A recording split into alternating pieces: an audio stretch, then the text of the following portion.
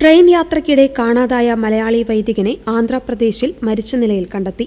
അസമിലെ ദ്രുബുഗഡ് രൂപതാംഗമായ father Joseph മൂലനെയാണ് മരിച്ച നിലയിൽ കണ്ടെത്തിയത്. 91 വയസ്സായിരുന്നു. ആന്ധ്രാപ്രദേശിലെ ഏലൂരിൽ റെയിൽവേ ട്രാക്കിന് സമീപമാണ് മൃതദേഹം കണ്ടെത്തിയത്. ദ്രുബുഗഡിൽ നിന്ന് എറണാകുളത്തേക്കുള്ള വിവേക് എക്സ്പ്രസിൽ യാത്ര ചെയ്യുകയായിരുന്നു അദ്ദേഹം. മാർച്ച് 24-ന് രാത്രി 10:30 ആന്ധ്രാപ്രദേശിലെ രാജമഹേന്ദ്രി റെയിൽവേ സ്റ്റേഷനിലാണ് ഇദ്ദേഹത്തെ അവസാനമായി കണ്ടത്.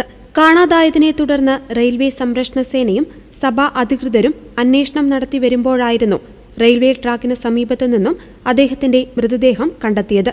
യാത്രയ്ക്കിടെ ട്രെയിനിൽ നിന്ന് അബദ്ധത്തിൽ വീണതാകാം മരണകാരണമെന്നാണ് പ്രാഥമിക നിഗമനം.